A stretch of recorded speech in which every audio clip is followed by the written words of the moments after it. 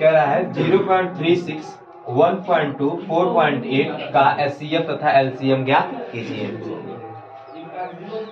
LCM HCF वैसे कहिए तो बिल्कुल आसान ही है, लेकिन जो इस चीज को नहीं समझ रहे क्वेश्चन को, वो सोचेंगे दशमलव वाला आ गया तो ये कैसे लगेगा।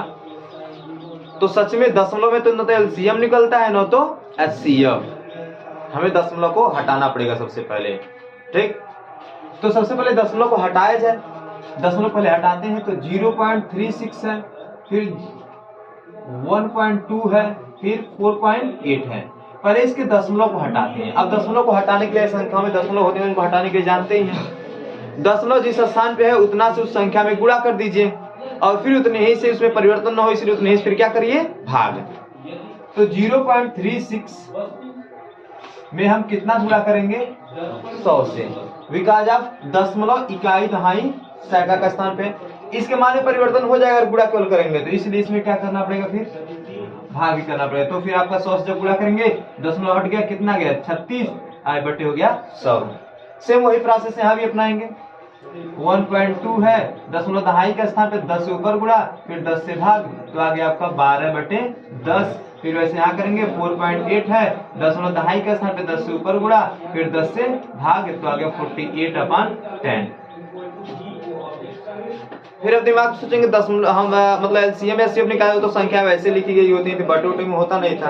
तो बटे में होने का दो फार्मूला होता है, ठीक है। जब भिन्नों का एलसीएम निकालना हो तो इसका फार्मूला होता है अंश का एलसीएम बटे हर का एचसीएफ, ठीक। जब भिन्न में संख्या लिखी गई हो और उनका एलसीएम निकालना होता है तो होता है, उसका सूत्र होता है अंश का एलसीएम बटे हर का एचसीएफ। और जब उन्हीं भिन्नों का अगर हमको एचसीएफ निकालना है तो अंश का जो है एचसीएफ हो जाएगा और हर का एलसीएम हो जाएगा। समझ में आया? मतलब अगर भिन्नों का एलसीएम निकालना है तो अंश का एलसीएम निकालिए, हर का एचसीएफ, और वही जब हमको एचसीएफ निकालना होगा तो अंश का एचसीएफ हो जाएगा, हर का एलसीएम हो जाएगा। इसी मेथड पे लगेगा। तो चलिए अब हम निकालते हैं। सबसे पहले क्या निकालते हैं, एचसीएफ। तो अब हम इन संख्याओं को दशमलव नहीं लिखेंगे, हमने उनको किसमें बदल चुका है, भिन्न के रूप में। तब इनको लिखेंगे 36/100, 12/10 तथा 48/10 का HCF। क्या होता है, जब भिन्नों का HCF निकालते हैं तो अंश का HCF। तो अंश इसमें कौन है, 36, 12, 48। तो 12 पहले लेते हैं, छोटा है तो 12, 36, 48 का क्या निकालना है, HCF बटे, और फिर जो हर है इनका एलसीएम हो जाएगा। तो 10, 10, 100 का एलसीएम, ठीक है। अब 12, 36, 48 का एचसीएफ निकाल लीजिए। चलिए आज इधर निकालिए आप फैक्टर मेथड से। 12 का हो जाएगा 2 दूनी 4 तिहाई 12। 36 का फैक्टर करिए तो 2 दूनी 4 तिहाई 12 तिहाई 36। फिर क्या है 48 और 48, 2 दूनी 4 दूनी 8 तरीके 24 नहीं 8 दूनी 16 तिया 48, ठीक है। एचसीएफ निकाल रहे हैं, तो एचसीएफ जब निकाल रहे तो इसमें कॉमन ढूंढिए कौन है, तीनों में पाया जा रहा है। ये 2 हो गया, फिर से ये 2 का बन गया, फिर उसके बाद ये 3 का बना लीजिए बस। और तो कोई है नहीं जो तीनों मिल रहा हो। हुआ आपका 2 × 2 × 3 कितना आ गया 12, कितना आ गया 12। ओके, तो अब 12, 36, 48 का एचसीएफ निकाला आपने, कितना आ गया 12। अब 10, 10, 100 का एलसीएम निकालेंगे। तो 10, 10, 100 का एलसीएम निकालेंगे। तो सीधे सिंपल से पहले हम बात बता दे रहे हैं, एलसीएम निकालने के एक आसान तरीका जान रहे हैं। उसमें होता है कि जिन संख्याओं का आपको एलसीएम निकालना है उन संख्या में देखेंगे सबसे बड़ी संख्या कौन है। तो 10, 10, 100 में सबसे बड़ी संख्या कौन है, 100। अब बाकी देखिए जो छोटी संख्या है, क्या उनसे वो कट जा रही पूरी, तो बाकी छोटी कौन है, 10 ही तो है ना, 2 10 है तो बस 10 ही है। तो 10 से आप भाग दीजिए जो सबसे बड़ी है 100 में, 10 10 में 100 कट जा रहा है पूरा। इसके मतलब वो बड़ी वाली संख्या जो है वही क्या हो जाएगी, इसकी एलसीएम हो जाएगी। क्या हो जाएगी?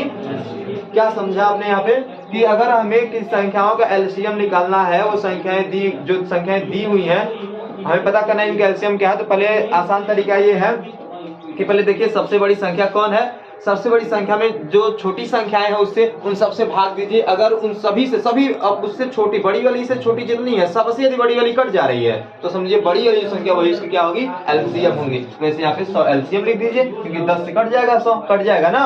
अब देखिए फिर अब 12 में 100 से भागेंगे। अगर दशमलव का आपका स्थानीय दशमलव का आप निकाल रहे हैं एलसीएम चाहे एचसीएफ तो आंसर भी दशमलव में ही लिखा जाएगा। ठीक, इसलिए 100 से जब डिवाइड हो रहा है तो इसका मतलब दशमलव जो होगा इसके ना सैकड़ा के स्थान पर होना चाहिए। यहाँ से तो हो जाएगा 0.12। यही क्या हो गया इसका आंसर? एचसीएफ हुआ। क्या हुआ ये?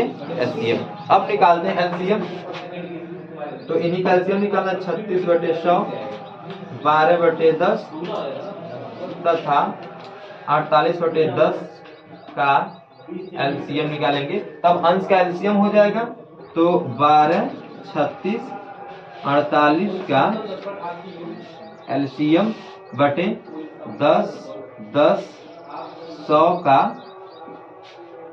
एचसीएफ। अब 12, 36, 48 का एलसीएम निकालिए कितना होगा?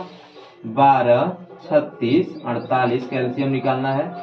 2 छक्के 12, 2 8 में 36, 2 24 हमें 48, 2 3 6, 2 9 18, 2 12 हमें 24, 3 उतार लेंगे 9 उतार लेंगे, 2 छक्के 12, 3 उतार लेंगे 9 उतार लेंगे, 2 तिहाई 6, फिर 3 से 3 एक 3, 3 तरीके 9, 3 एक 3, बस एक 3 बचा उससे कटे जाए तो हो जाएगा 2 × 2 × 2 × 2 × 3 × 3।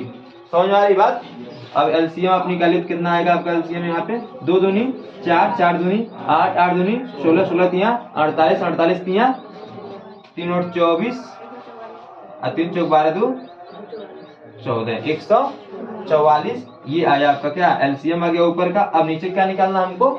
एचसीएफ। तो 10, 10, 100 का एचसीएफ निकालना। तो एचसीएफ जानते हैं महत्तम समापवर्तक, मतलब एक ऐसी बड़ी से बड़ी संख्या जो दी गई संख्याओं को क्या करती हो?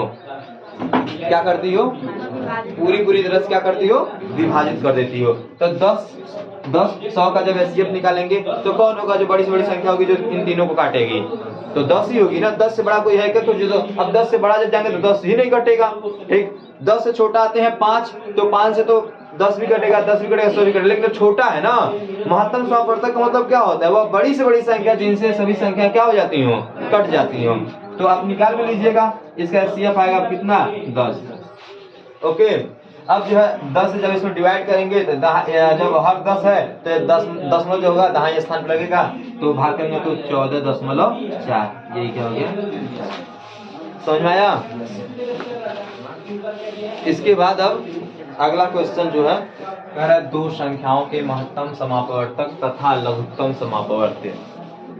दो संख्याएं हैं, उनका महत्तम समापवर्तक और लघुत्तम समापवर्त्य क्रमशः कहने का मतलब जिस क्रम से ये लिखा गया है, पहले क्या लिखा गया है? महत्तम समापवर्तक, उसका लिखा गया है लघुत्तम समापवर्तक। तो इसका मतलब 8 जो है ये महत्तम समापवर्तक है। उसके बाद तथा जो 48 लिखा है, ये तथा के बाद जो लघुत्तम समापवर्तक लिखा गया है ये लघुत्तम समापवर्तक है। कौन? 48। ठीक, मतलब दो संख्याएं जो है उन दोनों का लघुत्तम समापवर्तक और महत्तम समापवर्तक दिया हुआ है। लघुत्तम है 48 और महत्तम है 8।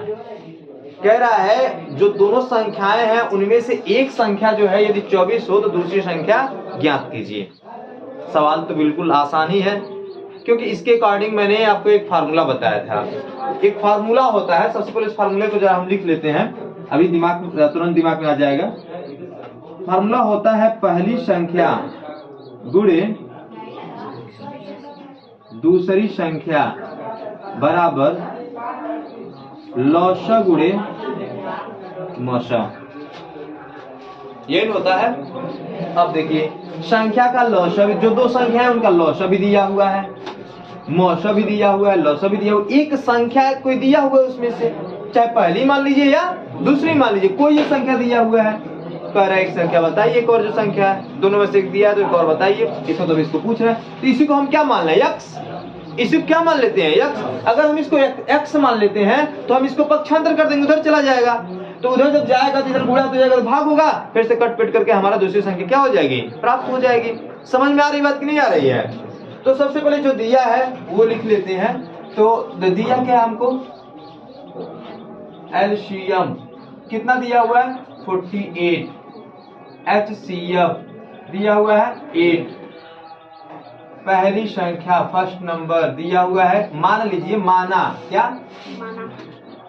नहीं ऐसे लिख लेते हैं, इधर से एक संख्या दी है तो लिख दें पहली संख्या बराबर 24, माना अब लिखेंगे दूसरी संख्या कितना है, x है। समझ में आई बात? अब इसी पर फार्मूला को अप्लाई कर दीजिए, यहीं पे फार्मूला पहले लिखिए तो हो जाएगा पहली संख्या गुणे दूसरी संख्या बराबर एलसीएम लॉसअ गुणे मौसा HCF। अब बताइए पहली संख्या कितना आपने माना है 24, दूसरी संख्या क्या माना है x, हमको यही बताना भी है, हमको दूसरी संख्या क्या करना है, हमको दूसरी संख्या हमें क्या करना है, फाइंड आउट करना है क्या होगा। ठीक, तो अब पहली संख्या जहाँ लिख दिया आपने 24 दिया था हमको, दूसरी संख्या हमने मान लिया x है, इसी को निकालना है। एलसीएम दिया हुआ है, एलसीएम कितना है 48 और एचसीएफ कितना दिया हुआ है 8। अंडरस्टैंडिंग? x का वैल्यू फाइंड करना है तो 24 को उधर भेज दीजिए, तो 48 इंटू 8 अपॉन 24, 24 बन जा 24 टू जा 48, x इक्वल टू आया 2 इंटू 8 अपॉन 1 होगा तो उसका वैल्यू खत्म है 1 हो गया। तो अब x इक्वल टू कितना है 2 8 जा 16, अतः दूसरी संख्या क्या है 16 है। कौन सा सही हो जाएगा इसमें से, तीसरा ऑप्शन। समझ में आया? अब साइंस पढ़ लो।